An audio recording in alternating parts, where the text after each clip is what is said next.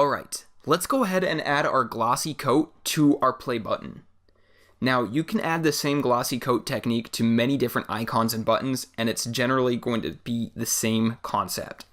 So the first thing we want to do is we want to copy this layer right here that creates our play button circle. So once you find that layer, you're going to go ahead and copy it. And then we want to turn off the effects on it. So we can do that by right-clicking and then coming to Clear Layer Style, and that'll turn off all the effects on that layer. Next, what we want to do is we want to change the gradient on it from white to black. So if we come over to our Shape tool, and then we come up to our Fill, we can go ahead and change our gradient by coming down here to the bottom and changing our colors. So we want our black color to actually be white. So we're going to change that to white. So we can go ahead and hit OK. And then we want to change our other color to black. So we'll drag that down to black. Perfect.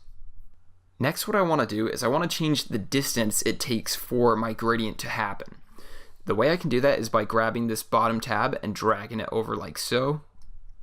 And that'll change that. So you saw over here that now the distance between the gradients happens within this area right there. Next, I'm going to go ahead and grab this layer and I'm going to drag it above my play button icon. Next, I'm going to change my blend mode from normal to lighten. And what this is going to do is anything that's light is going to appear on my document, and anything that's darker, moving all the way to the black side of the spectrum, is going to disappear. As you can see right here in our document, that's what's happened. Next, I'm going to turn down the opacity on that from 100% to about 35%. Looks good. Now lastly, to complete our glossy look, we need to add a reflection on it. The way we're going to do that is by copying this layer, and then we can go ahead and drag that up like so. And we're going to use the transform tool to stretch this out just a bit, like so. And then we want to turn this layer into a clipping layer mask. That way it cuts anything out that's on the outside of our button. So we're going to come up to Layer, come down to Create Clipping Mask, and now you see it cuts anything out that's on the outside of that.